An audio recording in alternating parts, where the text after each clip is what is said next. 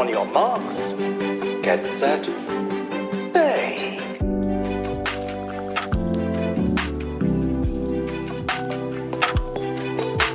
I love that.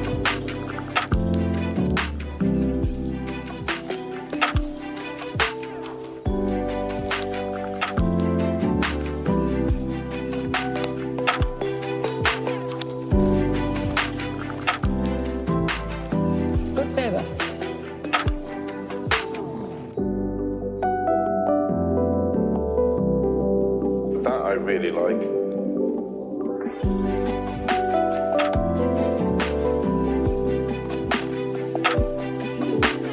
That is delicious. Bakers, your time is up.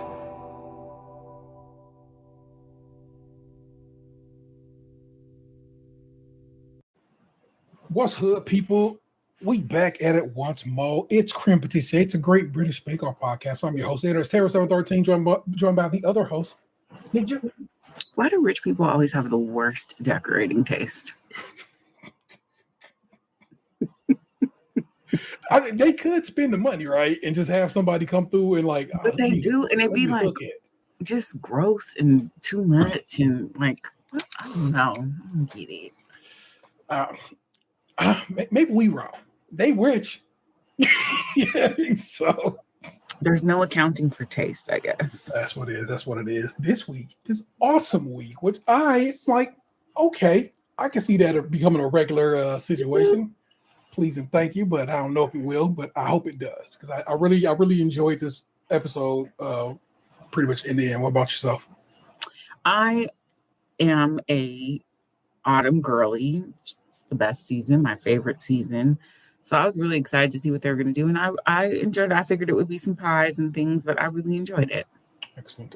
Our opening bit was getting rid of last season's wardrobe, which was the walk up to it was like, what am I about to do here? And then that shoving the water, I was like, okay. That was worth the little walk we had to take to get there. Right. Our tip bakers in the tip this week are Christian, Dylan, Georgie, Jill, Ileane, Nelly, and Sumaya. And before we delve into that, we have a new segment we call Bakers Make the World Go Round. And in this week, our Bakers Make the World Go Round segment was sent to us by the homie Frank. And I think we'll all be very interested in this story. But first, let me click this button here. Bakers make the world go round.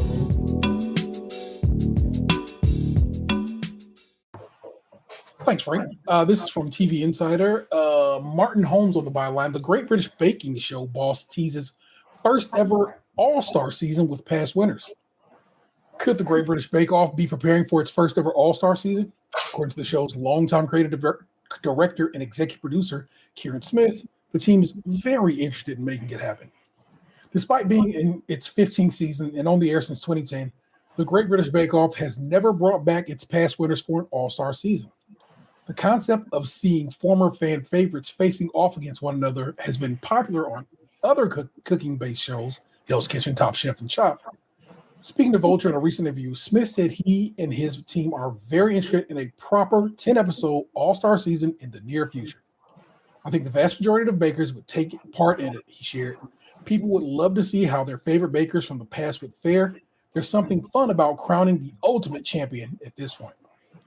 The Great British Bake Off has invited past contestants back previously for one-off holiday and charity specials, but it has never done a fully fledged all-star season. Smith believes it wouldn't take much convincing to entice former champs back into the famous tent.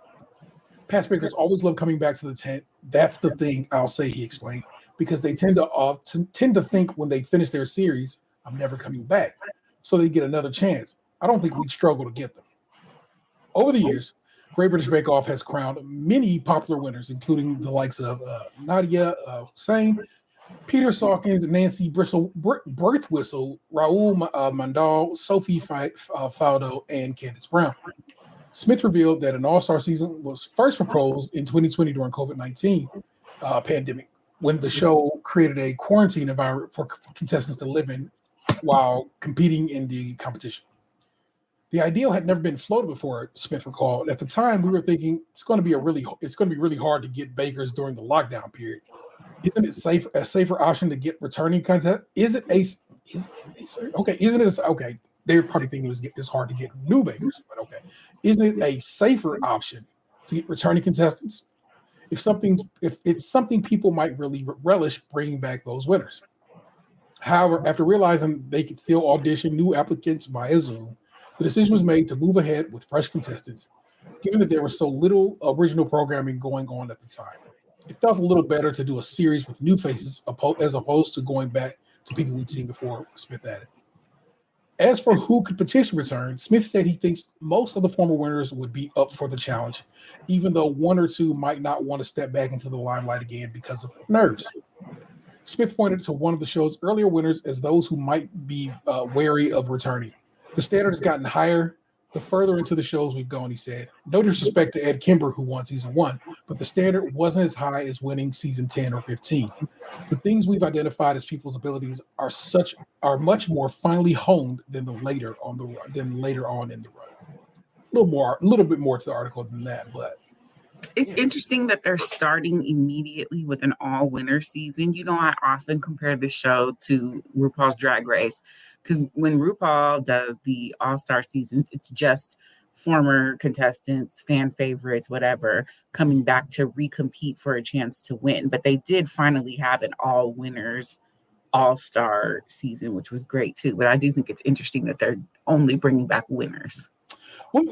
So you thinking like not necessarily second place, just because that's not really how the show works. Whoever, like people like, I would love to see Jurgen come back, or people like that, like people who Kinjoy or whoever who were fan faves or stuff like that.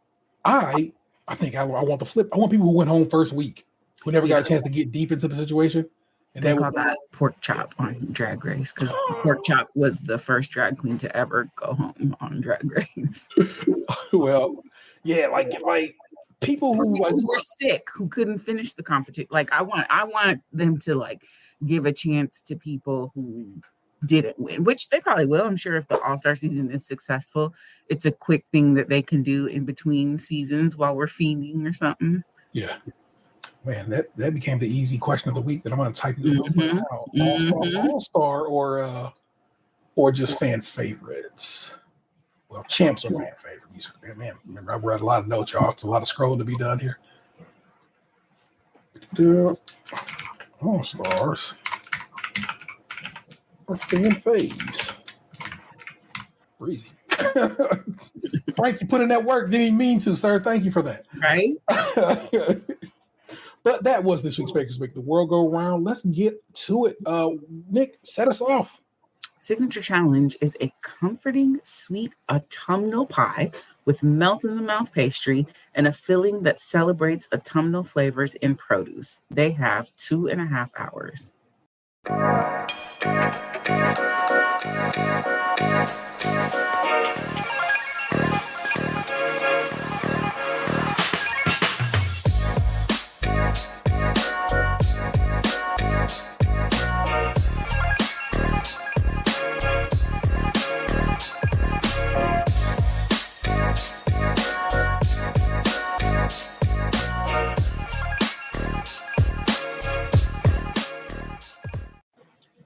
Autumnal is a fun word. Mm-hmm. And I thought in a while I'd be like, I'm over it. But nah, every time they said it, I was like, I can listen to you say that again. Do it again. I had to put on the captions because I didn't know what the hell Allison was saying when she was describing this challenge. Her accent was on fire this week, and so was Nellie's. Both was. I was like, okay, y'all is leaning into it. And speaking of which, Nellie's up top. She's going for an out in nature pie, a traditional Slovakian pie, jablkové pita, which is just apple pie in Slovakian. But I had to look it up to make sure. An apple poppy seed filling, but a non-traditional short crust pastry in that it has a bit of a baking powder in it, a little raising agent. So it's going to be for a puffier pastry. A slightly risen dough is basically what it comes down to. But the idea of a poppy seed filling, they was like, is that going in the crust? It's like, nah, baby, that's in the apple. That's You the got pie. Yeah. to mix that up. You're gonna need a toothpick. It's gonna be so many poppy seeds in that bed. That's twice, Nelly done came through with the poppy seed. Mm-hmm. Got the With hair her on. autumnal crown. She looked great. Oh my god, She was so festive and lovely. Yeah, for sure. Next up is Jill, who's going for a blackberry and apple windy day pie. She describes it as proper old school margarine and lard. Not just like short crust filled with apple and blackberry. The margarine was enough. Then I need to throw some lard up in there too. It's like the grossest man-made thing and the grossest thing natural mixed together. God, Dylan's going for an autumnal apple pie, but unlike everybody else going for a little short crust of some sort, he's like, I'm going for a laminated rough puff pastry. He was worried coming into this week and chooses the hardest pastry to make for this challenge. In the time that he had, correct. Yeah. Right. But the filling is apples mixed with cider, and then it had a bottle of cider on deck there. So I was like, I wonder what that was going to be about. Because they never gave us an extra description of it throughout the rest of the show. It was like, there you go. Apples and cider. Okay, thanks, I guess. Ileana is going for an autumnal fruit pie. It's a short crust pastry filled with blueberry jam, preserved ginger, and poached pears. I'm excited for her. Mm-hmm. Christian Forest Cano pie. As we talked about a couple weeks back, speculoos is some seasoning they use over there in the old Denmark Dutch situation. So that's exactly the kind of seasoning spices he's going for. Spiced pastry that's going to be filled with almond paste, marzipan, poached quince, and pumpkin pie filling. Is a fruit. I know it's a fruit, but I'm just quoting White Men Can't Jump. Oh, see, it's a fruit, Billy. It begins with the letter Q. I got 5 others.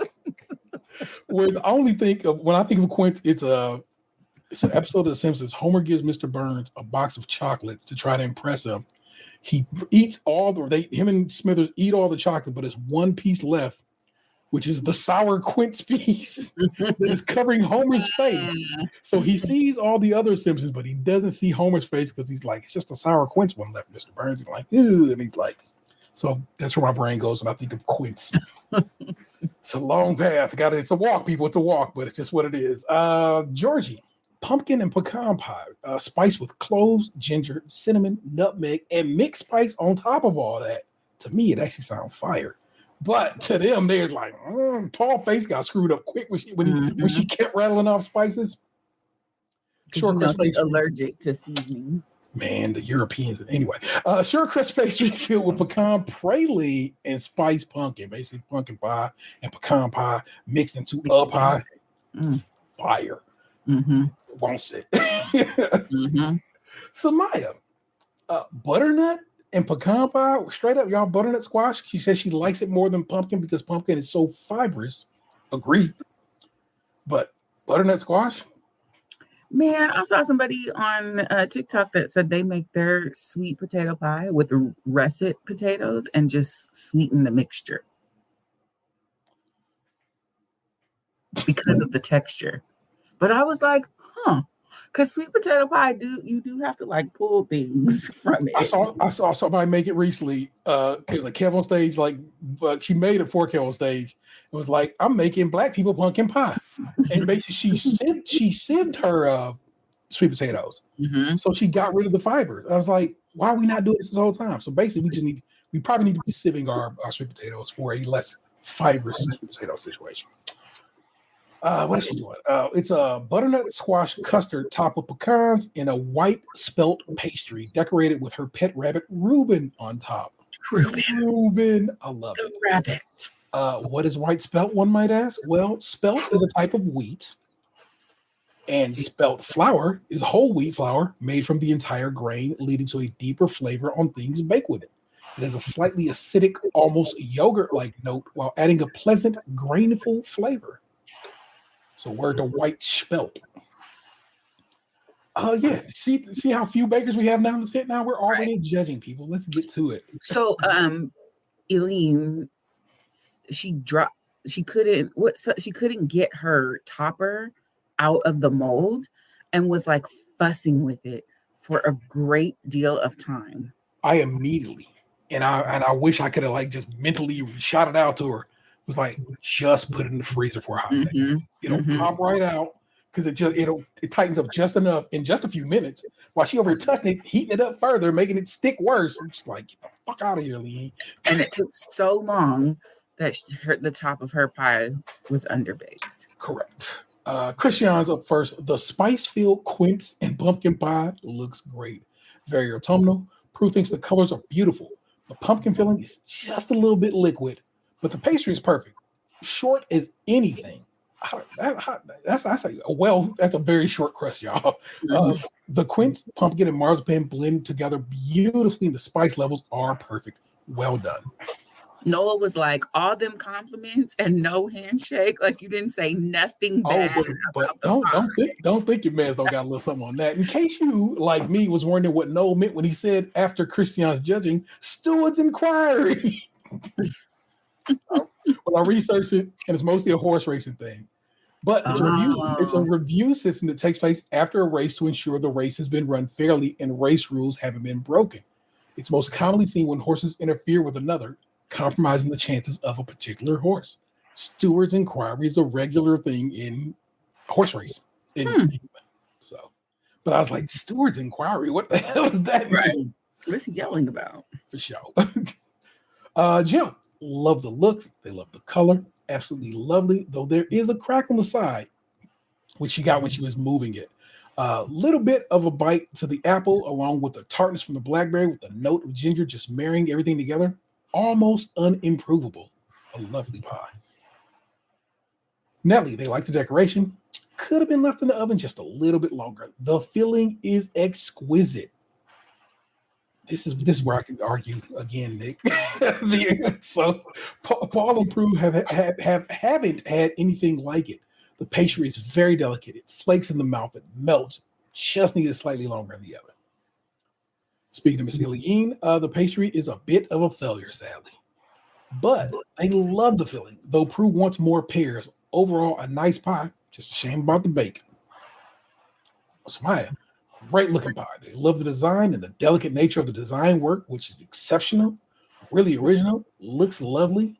Paul likes the pastry. It has a good snap to it. It's crumbly, but the spices are a bit on the high side as it's overwhelming everything. Great decoration as always. Dylan, they love the look of it. Thinks the design is incredible, but also think it's burnt. Prue is disappointed in the pastry. Flavor-wise, the apple and walnut work well together. So it's like a bunch of compliments and then just like, so I guess they both didn't get their dough right. And they both got good filling. And his burnt a little bit. Yeah. Which is supposed to be a cardinal sin, that's the other cardinal sin. Georgie, some weepage, some breaks. It's overbaked and that causes it to be brittle. Prue thinks the spice is overdone and asks, does she eat it with ice cream to sort of to which George responds, no. All the while, Paul is choking from the level of spice that she's put in it. They like the idea. Just think you gotta dial that spice back a little, to which Prue responds, actually a lot. And Paul's like, for normal humans. Something I've been pondering since we've learned that they have to call production over to every time they're opening the oven. I wonder if all of these overbakes are due to that. I mean, I don't know. I have seen people say, because I remember last week I heard Dylan going in and just pull the oven open. And they had that camera definitely came on running. So it's like, I feel like maybe, probably not, unless they're doing it at the exact same moment. Like Dylan's opening his oven right now, but she over here opening her oven. I would hope, and like I said, they got the manpower that we've been told they got on set. Multiple cameras. Yeah. Oh, shizzle dizzle. But why don't we head on over to technical, Nick?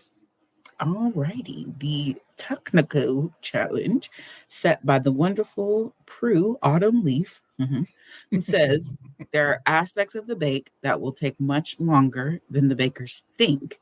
And the challenge is to make a vegan take on a bonfire night classic, Parkin. The judges are looking for a rich, sticky vegan gingerbread sliced into perfectly neat squares with candied ginger on top. They have an hour and a half.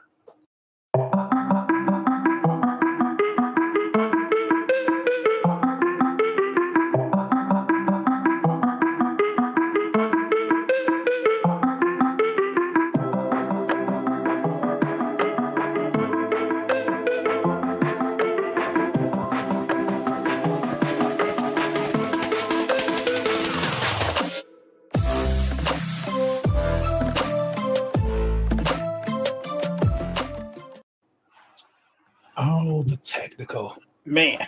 Gotcha. I got you a little block of information here. There's a lot going on there. One, we don't eat Parkins in America. Never heard of them till this very day. So let's tell y'all all what Parkin is. Parkin is a gingerbread cake traditionally made with oatmeal and black treacle, which originated in northern England, northern Boston, often associated with Yorkshire. It's widespread and popular elsewhere, notably in Lancashire. Parkin is baked to a hard cake, but with resting becomes moist and even sometimes sticky. There are regional differences. For example, in Hull in East Yorkshire, it has a drier, more biscuit-like texture than in other areas, whereas in Lancashire, it's generally made with golden syrup rather than with treacle used elsewhere. Parkin is traditionally eaten on Guy Fawkes Night, remember the 5th of November, and when celebrating Yorkshire Day on the 1st of August. It's also enjoyed throughout the winter months. It is baked commercially throughout Yorkshire, but it is mainly a domestic product in other areas. Cool. Now you know what Parkin is, but you also hear them say you're supposed to use the melting method when making this cake. And I was like, I'm not hip, so now I am. And then the melting method in baking is the butter and fat and sugar all melted together in a pot before the eggs are added, and after which the other dry ingredients are mixed into that mixture. This method does not use whisking or beating, so in order to make the cake rise, you got to put some baking powder in it. Man. Gots to. It was fun watching them make this because Eileen. So of course, and we'll find out why. Jill, wild confident, grin on her face like, Parkin, show your boy what's up. Then they said vegan and threw the whole thing for a loop.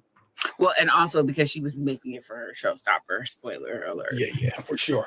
And but Eileen was like, "This just Jamaican ginger cake. Yeah, I got this." I was like that's what's all been popping there. I was very excited for that because it meant people were going. There were some of us going in with like at least some wisdom about what to do. Everybody ended up making a decent bargain, y'all. Well, not everybody, but still, people who didn't even know what a bargain was like, oh yeah, but I can kind of make this happen. So right, it's just cake. Yeah, for sure. It's just that moment when Jill was like, hell yeah, compared to how she did in the challenge. Cinema. It's why, and this is not the first time I've seen somebody like that they've had that the technical ends up being somebody's showstopper. Mm-hmm. Like they was prepared to come in, or no, it was the flip. Somebody's signature was the technical, and they had already like they had just done it. Mm-hmm. And so Jill was like, Birdman, like hell yeah, rubbing her hands together, making a Play-Doh snake. But that's all she did too was rub their hands together and forgot to put that damn baking powder in the. I questioned it, and when she questioned it, I really wish she just would have been like, "Let me hit that with some baking powder." But she just was like, "I don't know if I did or not," and then she did.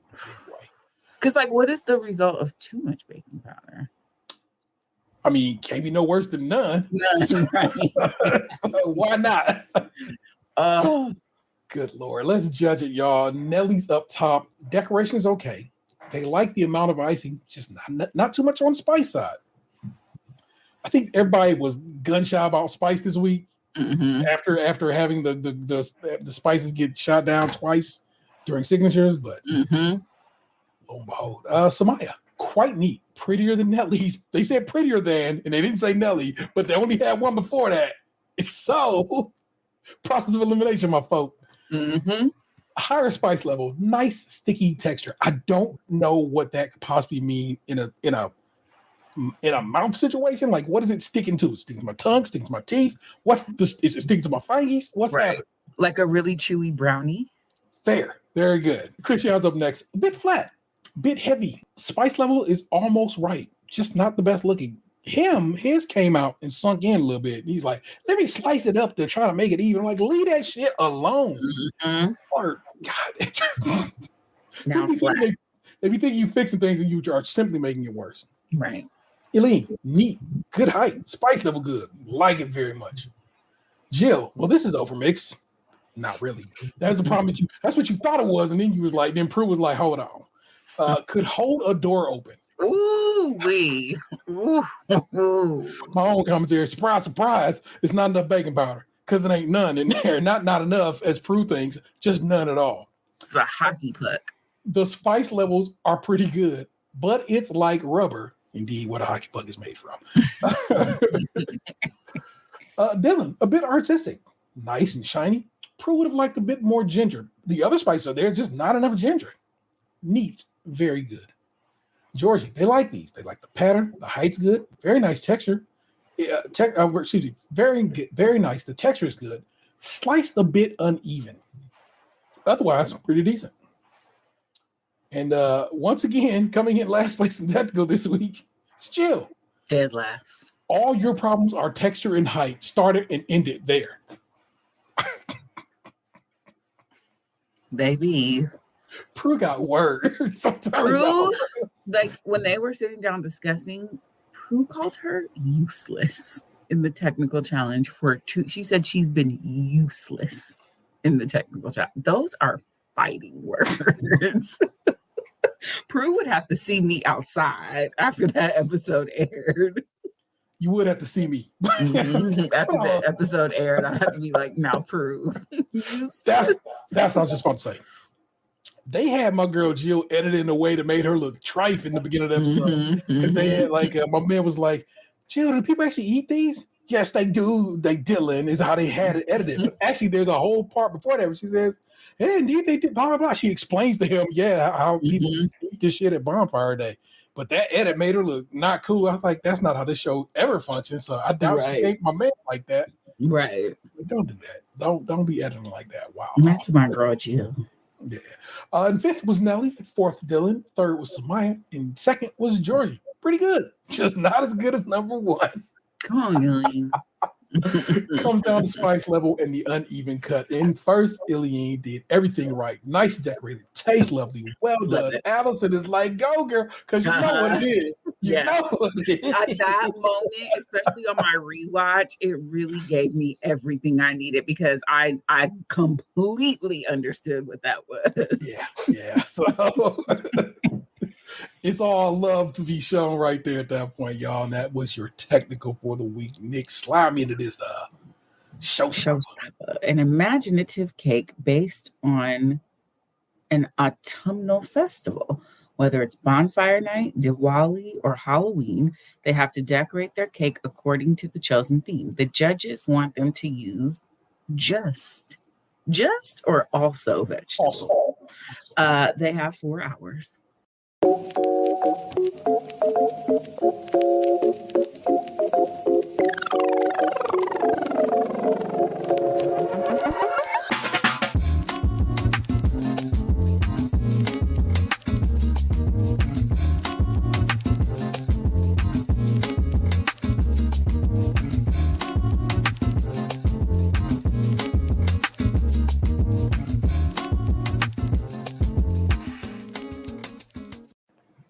Double check. Everybody, we're still live on YouTube. I assume we still live. I usually get a message from Twitch to tell me we live on Twitch, and I did not this go around.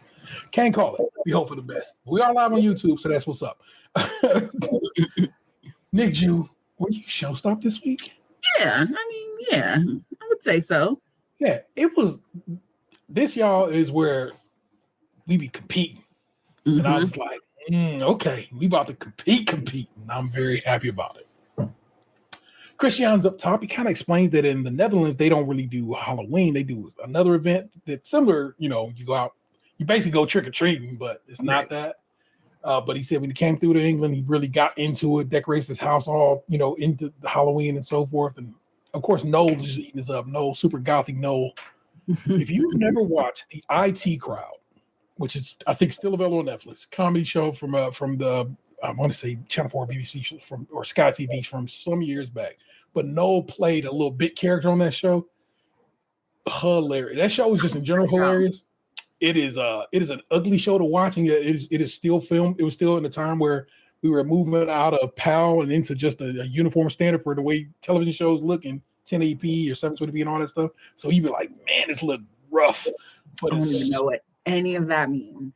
Somebody does, and those who do are like, okay, I understand what PAL means, PAL and NTSC and all those things for television viewing. But it's a very, very, very funny show. And I highly recommend the IT Crowd. It's on Netflix. Check it out. Christian is making a Roots of Samhain cake. It'll be 4 stained glass windows, right? Encasing a parsnip, apple, and celeriac sponge. Between the layers are going to be a maple meringue buttercream and a ginger spice marrow, which is a zucchini, if you're wondering what marrow is, jam. And what, pray tell, is celeriac? Celeriac is a celery root, which is cultivated for its edible bulb-like stems and shoots. Had to look that up. People are like, what the hell is celeriac? Just celery? Are y'all chopping up celery and cake over there? But no. Celery root. Parsnip it's like a root. It's like a white carrot, right? It looks like a white carrot, but it kind of takes the taste of a potato depending on what you put it in. So it's a very interesting thing to put in a cake. Well, and people make zucchini bread all the time, just all over here. So that marrow, as they call it, makes sense to me. Yeah. Ilian is going for a Day of the Dead cake, a multi-layered carrot and courgette, or baby marrow, as they call them over there, cake filled with orange mascarpone cream and covered in a multicolored walnut praline buttercream. Mm-hmm. Nelly, Woman in Autumn cake. When she said, I'm like a witch with her thick-ass accent, it did not sound like witch. I was like,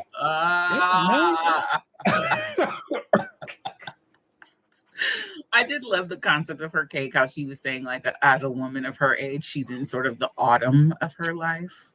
Decorated to represent her carefree youth and her older, wiser years. It's a chocolate and avocado cream, plum jelly between layers of spinach and vanilla sponge. Chocolate and avocado is brilliant. Really? Because avocado has such a weird fat to it. Yeah, and it also doesn't really have much of a taste, quote unquote. So it's just gonna make for a very creamy chocolate-y substance. I would. All right. I love spinach. Would have never thought you use spinach in a dessert situation, but hey, trust. That big ass bowl, and no one was like, "You need a bigger bowl." She goes, "Yes, maybe a kid's pool." Because like, y'all, this bowl was at the edge of night. It was just, I'm like, how are you not spilling this? It's crazy. Jill's going for a bonfire parrot cake. It's back to the parking lot. I did that on purpose for Jill, who's making a carrot cake / parkin hybrid decorated with a buttercream bonfire, treacle biscuit rockets, and meringue fireworks.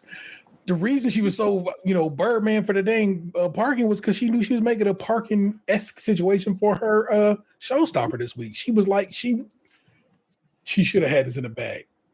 But this was her like, well, either now it's redemption or it's like, take your ass home. You don't know how to make Parkin. Jordan's up next. She's going for a tree trunk scene. It's going to be a carrot and pumpkin cake. What did I put? I put steak, but that's not what I wanted. Steak and coated and fondant. I don't know what I meant. and fondant to look like a tree stump on a pecan praline forest floor situation. Samaya, autumn leaves harvest cake, parsnip, cumin, and fennel. Fennel got a wildly licoricey taste. Mm-hmm. Cumin do be going basically. Cumin and be hanging out with nutmeg, so they kind of they got community. Parsnip, like you just said, seems to be just able to do any damn thing. So. Yeah, it doesn't really. I mean, it tastes kind of like something, but it feels like it's tapping on the shoulder of a taste rather than tasting like something. That's one cake. The second cake is a beetroot, ginger, and walnut cake. Both these are going to be filled with a treacle and cinnamon Swiss meringue buttercream and a black currant jam, decorated with a beetroot and parsnip foliage surrounded by tempered chocolate collar. Beetroot is just beets. They call them beetroot. We call them beets. That's all it is. Don't think they're doing anything special. But she takes the beet and the parsnip, sliced them bad boys thin, and was dehydrating them in the oven for a little bit to make the flowers that she would decorate on the top of. Wild. Somebody got decorated in her life. Dylan's making the Diwali. They do Diwali. They say like that W with a V. All I know it is with a W. Diwali. Yeah. Well, because the Indian accent doesn't really do a W. Yeah. So it's just the way that they pronounce it. Okay. So Diwali cake, it's a beetroot sponge filled and coated in a white cardamom cream cheese icing, topped with a hand-carved white chocolate peacock. Festival of Light.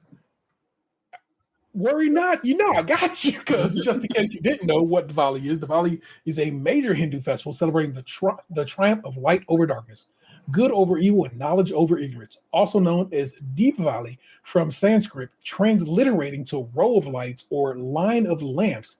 It is India's largest and most widely celebrated festival. It's also celebrated by Hindu communities across the globe, including Nepal, Sri Lanka, Malaysia, Singapore, Fiji, and in the UK.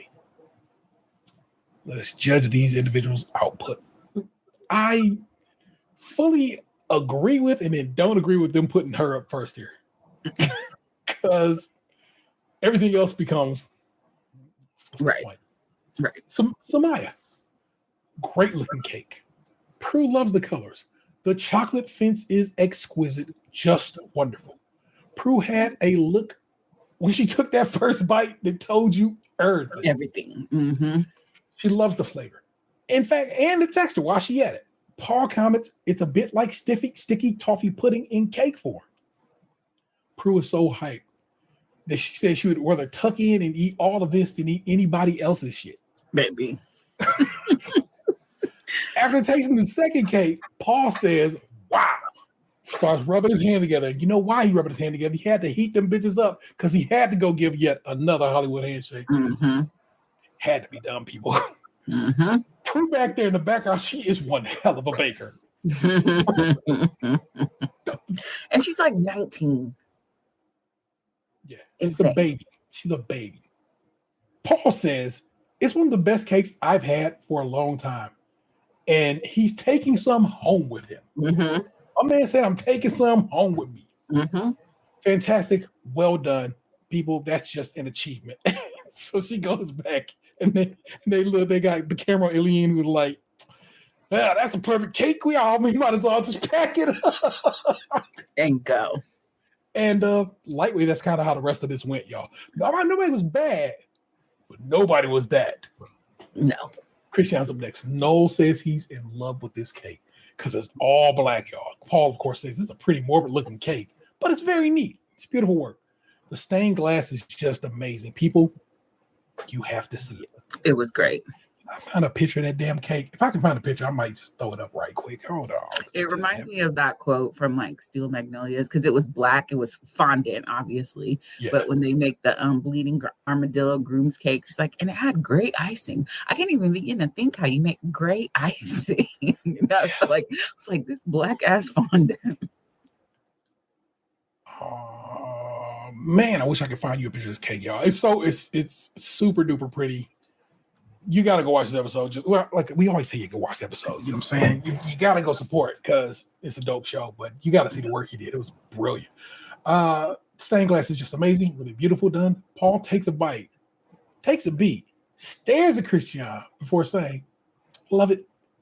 The celeriac and parsnip work beautifully together. The citrus flavors lighten the whole thing up. Prue loves the jam and the filling, which are both very smooth. Well done. Jill, they love the Paul in particular loves the fire around the outside. It's great. Vanessa and I both were like Guy Fieri because that's what it looked like. Her cake did look like a Guy Fieri shirt. Beautifully done. Prue loves the thin, even layers. Spot in the middle of a middle blend of carrot cake and Parkin, which is exactly what she was aiming for. The spices and ginger are just the right level. Looks great. Tastes good. Lovely. Eileen, Prue thinks it's astonishing. The vibrancy of the colors is fantastic. The decoration is exquisite. Excellent.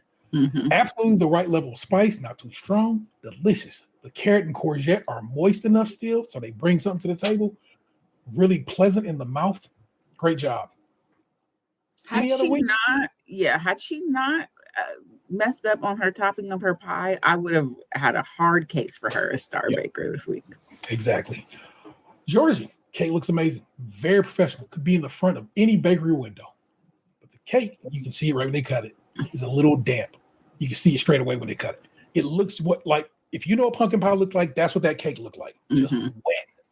Could have gone as the hyper-realistic cake because it looked very real. And did you notice she carved everyone's initials in it? I did. So sweet. So sweet. Yeah, it was very cool.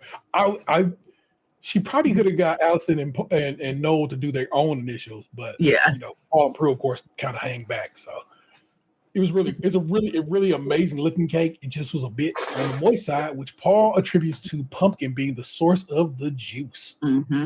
Flavor-wise, spot on though. A really good cake. I want y'all to know how much I love Nellie's cake.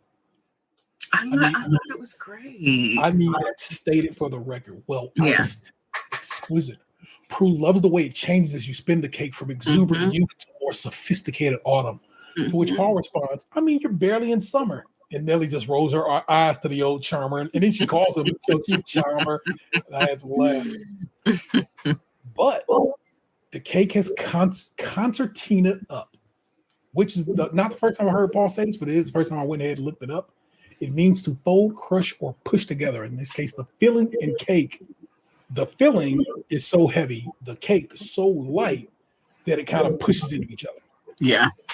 A terrific achievement, a huge cake, but slightly overcomplicated. Difficult to distinguish that many flavors. The design is excellent. The flavors just kind of meh. That's why I thought it was like, okay, I've made sense of what happens. Yeah. But still, I mean, I got to celebrate that shit. Dylan, a bit messy. In fact, a lot messy. Doesn't look like it's celebrating much. Damn. Muslim flavors.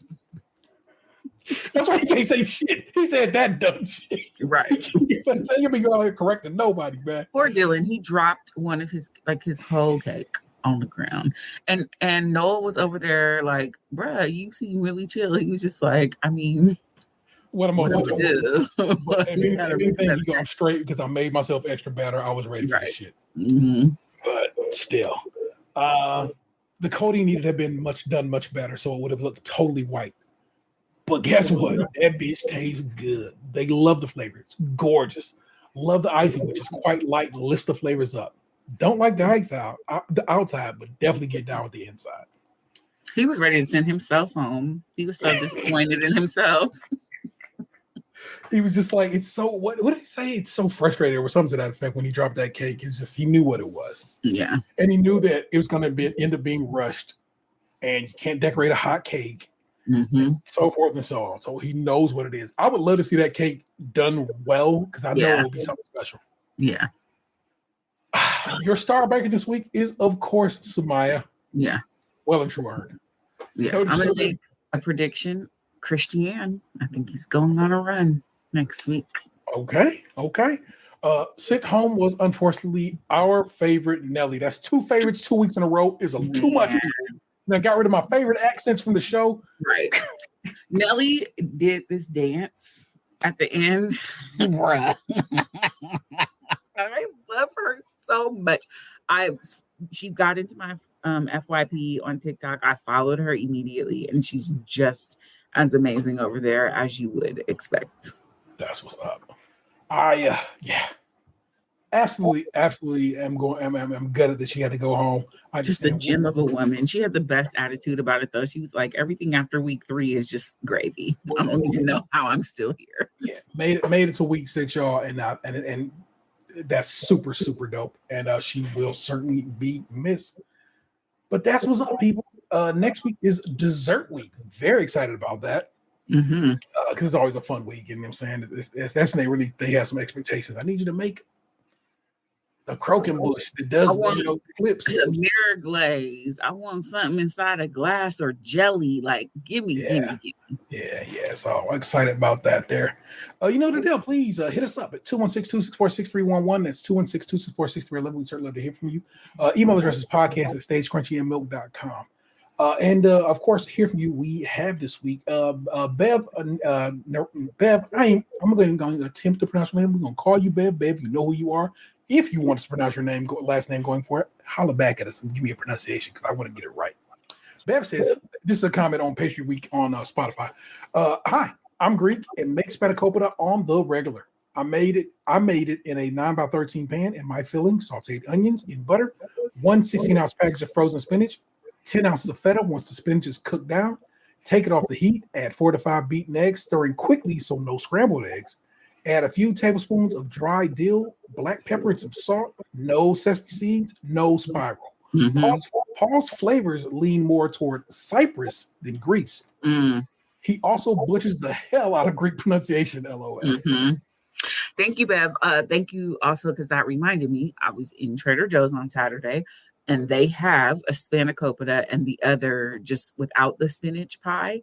The one without the spinach is spiraled with sesame seeds on top, and the spanakopita is like a big round pie from Trader Joe's. So, well, that means I can go to Trader Joe's for the spanakopita. Well, I can also just go again. I told you I can go to West Side Market here in town and get it fresh. So. Yeah, I could walk down the street to this market and grab it there. So, but if in case it's like a pie, a size of a pie. Break glass in case of emergency, go to Trader Joe's, get your spanakopita, y'all. But you could also just get it in the freezer section at your grocery store in little wonderful triangles. There you go, people. You should. In fact, I'm telling you right now, just do that. It's real good. It's so good. If you don't fucking spinach, ain't nothing I can do with you because some people are just like haters, but I don't know. I feel like, does it taste like spinach? Is that the flavor? To me, the most delicious part of it is the like flaky, delicious phyllo dough. Phyllo be doing the thing, y'all. Our boy Frank back in the motherfucking Frank! 3 times for your mind, including that article that we already read. Latest episodes of GBBO. Hello, all. Hope you all are doing well. As you guessed, I've been busy lately, so I didn't get a chance to message last week. Also, I've been watching the latest episodes while you have been recording. Oh, thank you. And I didn't think I could add anything to what you already said. Gio really stepped it up, and it's nice to see she's staying strong despite forgetting to use baking powder. and nice to see Iliane starting to come into her own as well. Andy's elimination was a major bummer, and Nelly's was just as painful. In the past, it never bothered me much when a contestant gets kicked off, but season 15 is different. So many of them are so talented and so likable. When was the last time you had a season where at least 2 different contestants got a handshake for their showstopper? A number of years back, Paul Hollywood promised himself he'd never give a showstopper handshake ever again. Anyway, I realized I don't want any of the top 8 eliminated. I wish they all could be in the final together. What a final that would be. I do think it could be good to see Dylan falter some. You could tell he wasn't fully committed to the challenges, and good to remind people he's only 20. His final cake didn't look that bad, but it did look terrible when compared to everyone else's, and he knew it. It's good that he's not getting cocky or overconfident. My husband was rattled though. He wants Dylan he wants Dylan too, and is madly in love with him. See? In fact, he asked me to get Dylan for his Christmas gift. How about a cameo? It was just a shame about Nelly, but it only takes one small mistake with a group of such caliber. She was marvelous on the extra slice. I hadn't watched it yet, but I need to. I did watch Andy's extra slice, which was so fun. She made an entrance that was so Nelly, arriving wearing pearls and a tiara. She was as charming as expected. They showed a montage of her and Noel going at it. They also made her queen for a day, and they did a special Q&A with the audience based on that. Her answers were both endearing and humble, yet really surprising. She mentioned she has a special affinity for bread since she gets to work out her stress and tension on the dough. However, she never did much baking before going on the show, but credits the inventor of buttercream in helping her get cast. Apparently, buttercream makes it easy to produce a good bake. All righty. She also clarified that she met her husband in a kebab shop Did she not say that? I thought she did. Yeah. She ordered a kebab and he wouldn't let her pay for it. He said he didn't want to charge his future wife. I know that's right. I see you, Playboy. They've been married for 12 years. Her family and Andy's family now spend a lot of time together. That's wonderful. She told Tom Allen that the best thing she got out of the bake-off was confidence and that that being on the show changed her life. She said she started out as a girl made of ashes and she left as a phoenix. Anyway, my point recapping her interview is that you must get her on the show, devote at least 30 minutes, maybe a whole hour. Ciao, Frank. Bruh, if I can, trust me, I will. He then wrote back and said, follow up on the latest episode of GBO. Forgot to say, it was hilarious to use the word shady to describe the editing improved. Just one of the reasons your podcast is the best in Bake Off. Thank you. Thank and of course, you. he sent the article and said, I think this could be fun. And it was. Thank you. It was. Question of the week, as you know, All-Stars or Fan Faves. Poll of the week, vegetables and cake. Yeah. Yes. No. Of course. Oh, as it turns out, we've had some poll responses. I just never noticed them because it's weird and does not just be out here telling me, hey man, you got some responses. Everybody who responded to the poll says they pronounce it caramel. Mm-hmm. I say caramel. Mm-hmm. I think I just go back and forth. Let's see what's another one somebody responded to. Y'all hip to spanakopita? Is the poll? I forgot to reach out to you. My your options were hit me with that spinach or I'm nobody's Popeye. Hit me with that spinach, 100% of the vote. So people are aware of spanakopita. And jump back to week 2. Have y'all ever had rhubarb? And the options are the red celery stuff in a pie with strawberry, along with strawberry. And the answers to it basically it's 50-50 between the red celery stuff as in what? and in a pie with strawberry. Nice. So, in case, like I said, we have had a few poll answers. I just didn't notice because, like I said, I saw the comment from Bev and was like, "Oh, hey, look." That's what it is. As I said, next week is dessert week. Super excited for that. It's gonna be a good time, people. Christiane or Eileen, it's time for y'all. It's time. Yeah, it's either step up or head on out. So, yeah, well, for Christiane, yes. Eileen, she's still got another week or so to fair. Ride the wave. We will do just that. Our missing man is the 216 Zone Tatum 216. Send him some love. It's all to the good, y'all. That is, of course, Nick Jew. Adios, amigos. I am the Internet's Terror 713. You're going to bake with us once again next week. It's going to be a good time, people. You're going to love it. And until then, gang. What happened to your ass? It used to be beautiful.